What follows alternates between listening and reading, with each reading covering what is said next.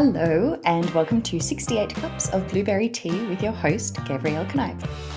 So, the last time I was in New Zealand, August 2024, for some snowboarding in Queenstown, I had cup of tea number 3 with Catherine Leamy, the 5-kilo traveller.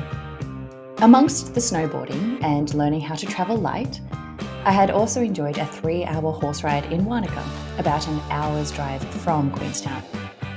And so, this time round, in Feb 2025, I revisited Sam Bruce, founder and owner of Wanaka Horse Trekking, with whom I enjoyed a 2-day horse trek around Lake Wanaka. I was keen to return not just for the incredible horse riding experience, but somewhat cheekily inspired and driven by Sam's total boss lady vibe. I was delighted that she shared her story with me, moving from the Netherlands to New Zealand, building her business and hoping to inspire others to follow their dreams. Sit back and enjoy the ride.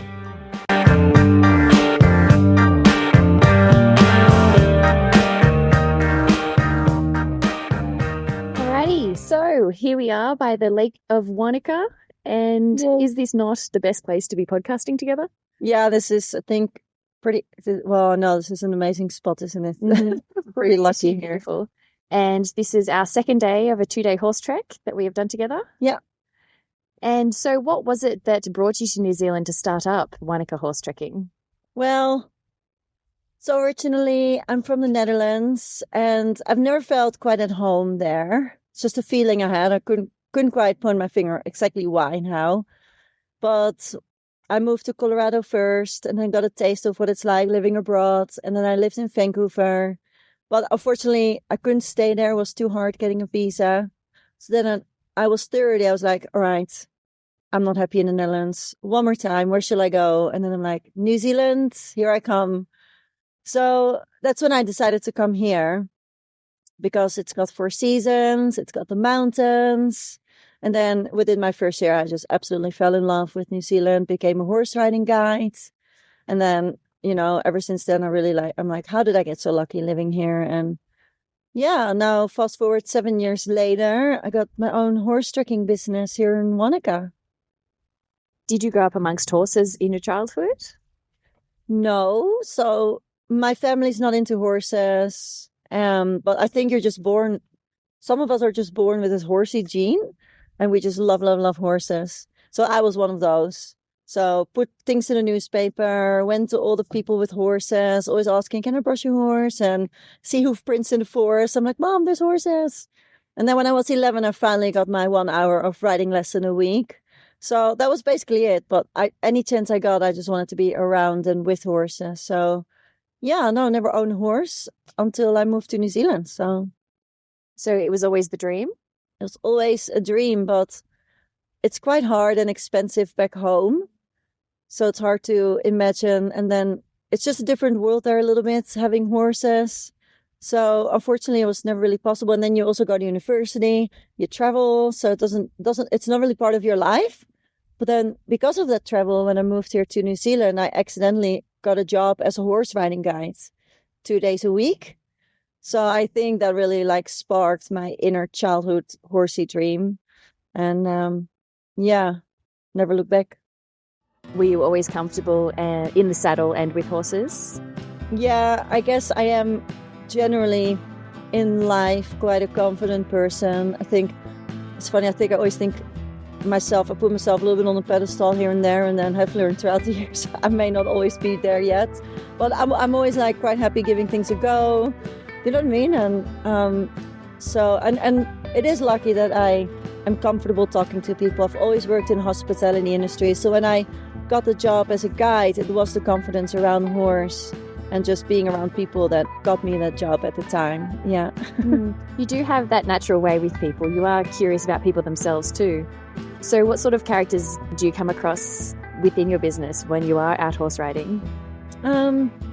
Anything and everything, really. I think as a guide, you do need to have just a real natural ability to be curious about people, because I find people do like talking about themselves. So if you want to be liked, then you just ask questions to them and be sincerely curious about them and show interest. And it's interesting because you learn things about people you never really would have learned. You know what I mean? Like your own world is only so big, and it's only when you talk to other people that world gets a little bit bigger. And yeah, I think when you give people an experience by taking them on a horse ride, it should be about them. And then the questions to you will come as well. But I think for me, I really thrive off someone else having an amazing experience. Like at the end of the day, that makes me super happy. Yeah. And what are the different tours that you do have on offer at the moment with the horse trekking? So we offer 4 different rides. So we have our 1.5 hour ride, which is just for any level. So it's usually our beginners or partner can ride, but the husband can't. And then we've got our bigger ride around 5 hours, which is for intermediate experienced riders. And then a 7-hour ride, which is literally the ride of rides. It's around 6-7 hours. Go up a big hill, it's like a big massive loop. And then you have to be physically fit because it's just a big day. And then we of course have the Ride Your Own, which is our 2-day ride. So that's where we ride to a hut and we stay the night and food's included and you're being looked after. And it's just amazing because you're spending 2 days with the horses and then out in nature, and the views are just next level. So we're very, very lucky with where we are located. And so you've had the business for 2 years now and you have 13 horses? Yeah. Can you tell me about the different characteristics of each different one? Of the horses? Yeah. Well, you've got the Speedy Gonzaleses. They're just really, really good for our people that like to go fast. They're keen and people like to feel that, right? That the horse wants to ride, having a bit of forward movement. But then we got a big boy. He's one of our biggest, heaviest horses. And he's a bit stubborn. He's one of the alphas, but he's just really great for the men. So if you bring a partner that can ride, usually big boy's your guy because they got to ride a bit. He's safe. He's not the fastest, but you got to ride him because he will, push the others around a little bit. And then we got our Harry, who loves the water. He's a water boy, but he's also a bit spooky. So we can't just give him to anybody and everybody on the rides.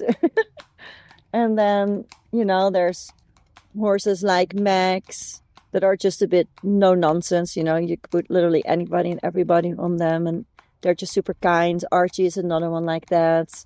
Frank's the clown of the crew, always having a bucket in his mouth and eating something. He's got a little bit longer ears than all the others, so he just looks really cute.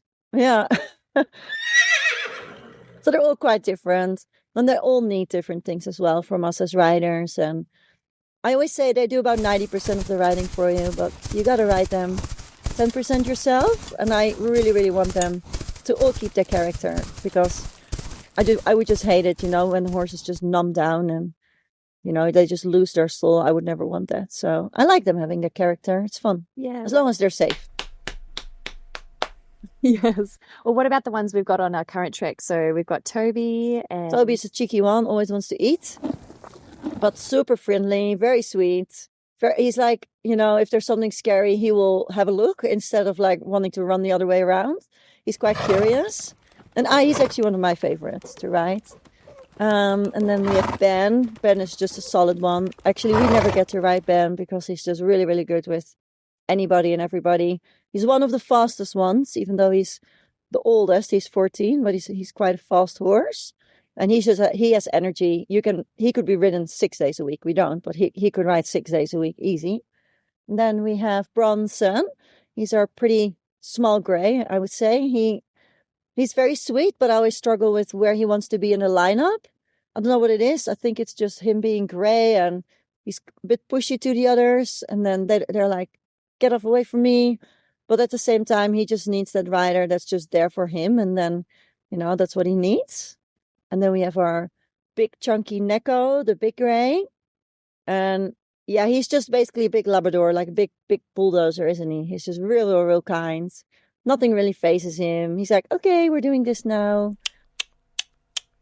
But yeah, he's super round. So I like to put people who can ride on him because your saddle does slide a bit left and right on him. So you got to stay in the middle. And Harry. Yeah, Harry. Hazard Harry, because he can be a bit spooky. Loves the water. Yeah. Yeah. A very good team, I think we've got. Yeah, they're great. They're so sweet.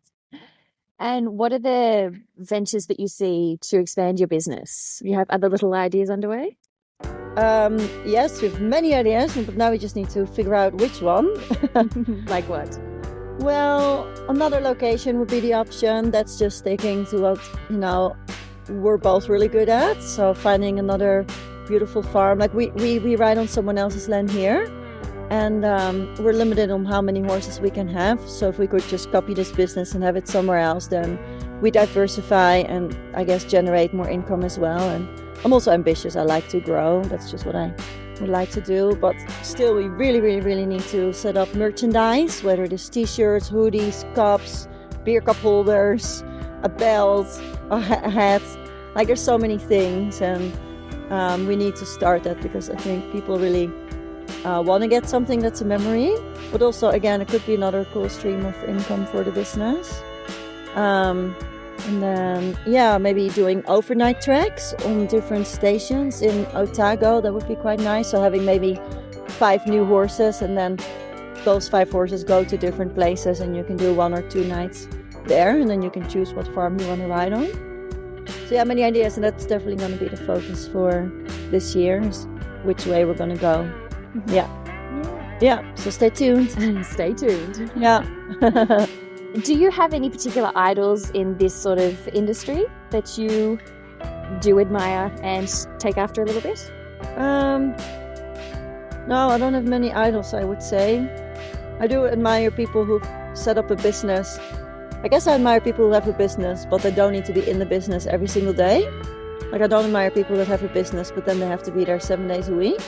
So I love having a business. I admire people of that, and I always like meeting people that have that and seeing how they got to where they are today, and then learning from that. And then as far as like my idol when it comes down to horses, I love watching Yvette from Featherlight Horsemanship. I think she's got this amazing way of being around horses. So yeah, she's definitely someone I always see on Instagram, and I just love it. It's like, wow, I wish I was like that around the horse. Yeah, otherwise, no.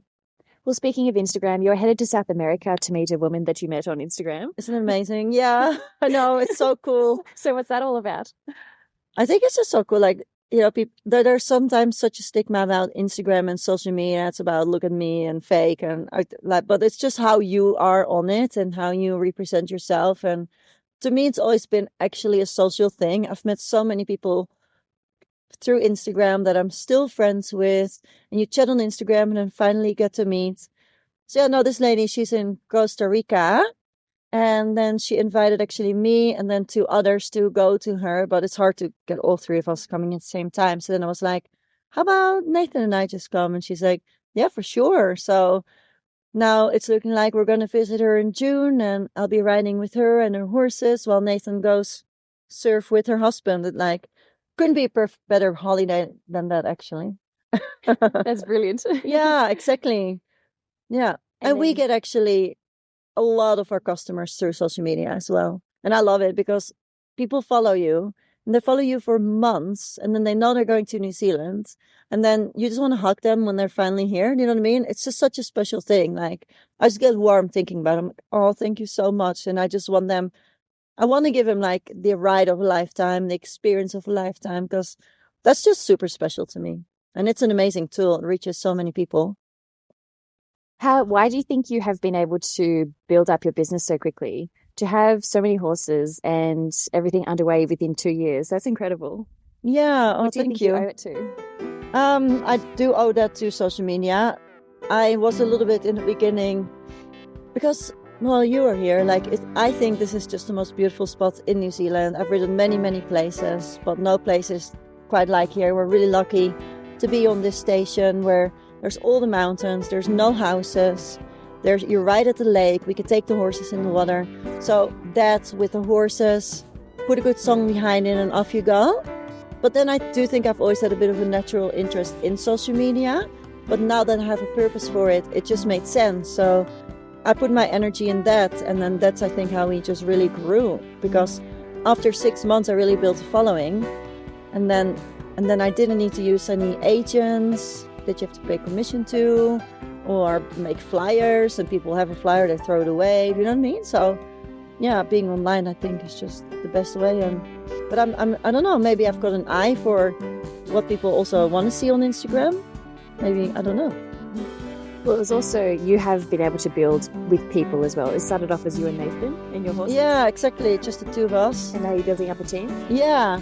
It's amazing because I'll tell you, I get a message every single day, like literally every single day, from someone wanting to either volunteer or work for us. So they send me amazing resume and cover letter and things. It's so sweet. And I wish I could accommodate them, but I can't all. But yeah, no, we have built up a team. And so we've got a full-timer, and then we got two ladies that are local in Wanaka, so they have their own life and they're contracting.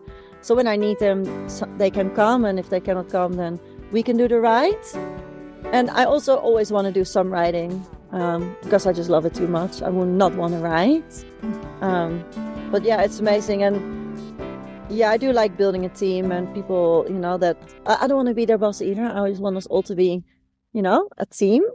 Like, I don't like it. I don't want to be a boss. That's just weird. And also, it is good that I'm Dutch because I will say things real easy if something's wrong but I'm nice about it. I'm not going to tell someone off. It's just, I don't know. Do you know what I mean? I'm not like passive and then someone feels that there's something and then you don't know. Like with me, you always know exactly. But I'm also here to have a good time always, every day. So yeah, it's good. So you are looking to expand the team even more. What does it take to make a good guide? So we're looking for someone that's going to join our team full time and basically wants to grow with us. But I think, obviously you need to be a good horsey person. But I do find a lot of horsey things you can learn as well as you go. So it's not necessarily the most important thing. You got to be able to walk, trot, and canter and handle horses. But I actually find personality. Have you been in the hospitality industry? Do you understand, what it takes? Because people book a ride, but how can you make it a little bit of a next level experience that has to come from you as a person, your interest in them? It's the little things like offering them a cup of tea in the morning, having a beer at the end of the day with your customers, looking after them. It's just in the little things, and that's something that's, I think, a little bit in you. You got to be an entertainer. Sometimes it's raining, windy. Horses are not always the best. They're usually really great, but you always have a day where it looks like they all stepped out of the bed with the wrong leg type of thing. So, but you got to keep your head cool and still be a bubbly, nice, caring person. So, yeah, I think that's really what takes a good guide, is when you're a people person. That is a very important thing to take into consideration. Yeah, to be able to know that someone will always be grounded and solid if anything goes wrong. Yeah, exactly. Yeah. Because you're not teaching, you can show them things, but then if you approach everything you become a bit bossy. Like, you know what I mean? You gotta, as a guide, you gotta relax a little bit and let people figure things out themselves as well. And you don't want to be micromanaging the whole time. It's just annoying. Well, what were you envisioning when you were part of the hospitality business yourself? Well, so I chose the economic side when I was like 14, 15 in high school. And I wrote my first business plan at 16. So I always knew I wanted something for myself. I think I always had that in me, like envisioning, I don't want to work for someone, I want to work for myself. So my very first business plan was for a bed and breakfast with horses in France. So it's actually not that far off, is it? Then I went to hospitality management, where you again it's quite an entrepreneurial school. So there again, wrote a business plan, which I think was a bit similar. I think it was something like that again. Yeah. Yeah. So it's funny, like how you always knew. And I also just wasn't a good employee. I always get myself a little bit in trouble because I do like to push boundaries. And I always want a bit more. I'm like, okay, I can do that. What's next? I like having responsibility, and I like feeling I'm worth something, or I'm like a little bit important. And I think a lot of us want that, isn't it? That validation. And yeah, just running a team.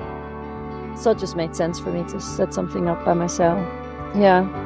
But then even your time as a personal trainer, that reflects a little bit on your personality as well. Yeah, and I did learn a lot from that because because you have to acquire your own customers. So that's where your sales starts a little bit as well.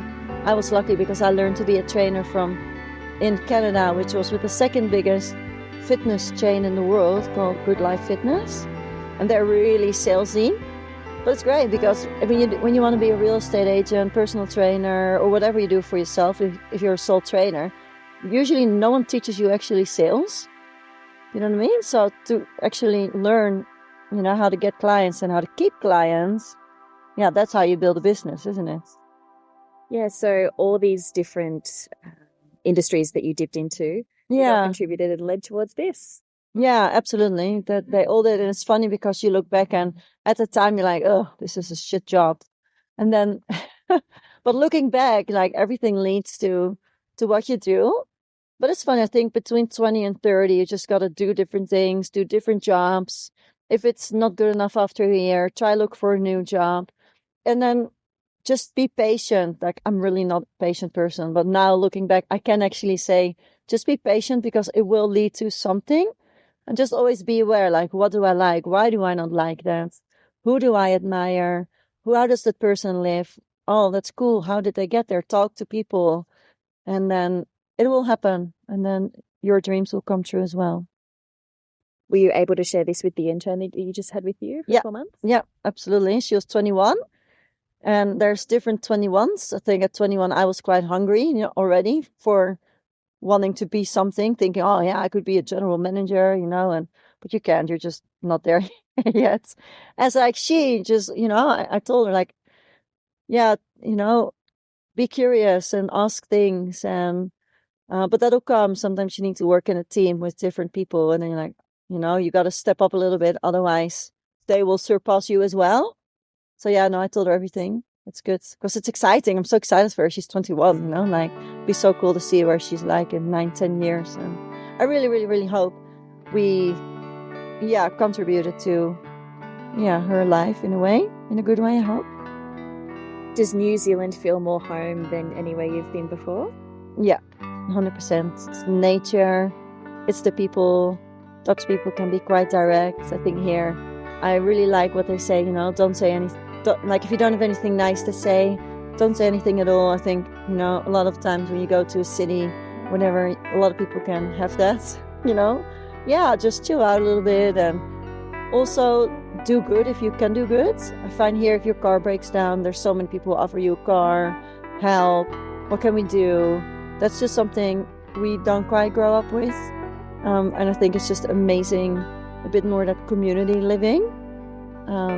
I think Kiwis are incredibly nice.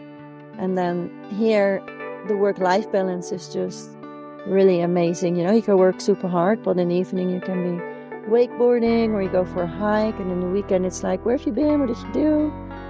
Yeah, but even just going for coffee in town here is nice, isn't it? And you are instilling that. You don't appreciate where the bosses need to be in the office 7 days. No, exactly. So you like to be able to have some time to let your girls take care of things? Yeah, absolutely. I think it's super good. I'm actually quite good at taking time off. We like surfing, mountain biking, or just going away somewhere for the weekend, going on a holiday. And I think that's where the freedom of having your own business should be in. If you can do that, then I think you have a good business. But that's all in setting up good procedures and good systems, because if you've got those in place, then you can literally hand it over to someone else and then they can do it. And we're not there yet. We're definitely still working on that big part. But, we're getting there. Every year is a little bit better. Yeah. Well, it's still very new and so far you can go. Yeah, exactly. So it'll be interesting to see, right, where it is in, 3 years and 10 years. And, you have to come back and do another one. I dare say we will be back by then. Yeah, exactly. Well, you got us back within 6 months. Yeah, so cool. It's so amazing. I'm so grateful for it. Thank you so much. Yeah, it's so nice riding with you girls. You're all amazing. It's been a total delight. Yeah, so special to do with your friends, isn't it? Yeah, it really Such is. good memory. Yes. Yeah. Thank you. Thank you so much. Well, we'll carry on back to the... back to the horses. Back to the horses now, and we'll keep going. Yeah. Little rides. See you. Ciao. Sam also mentioned to me the support of family and friends that helped her bring her dream to life and build her business so faithfully.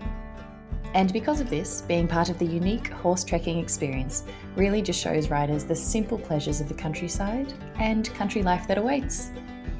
I loved hearing how Sam's experiences throughout life have developed her and how she operates, and hope that you can benefit from it as well. Highly recommend visiting Wanaka and going for a trek with the horses. See which one you will be connected to, and supported by the wonderful team at Wanaka Horse Trekking. Huzzah!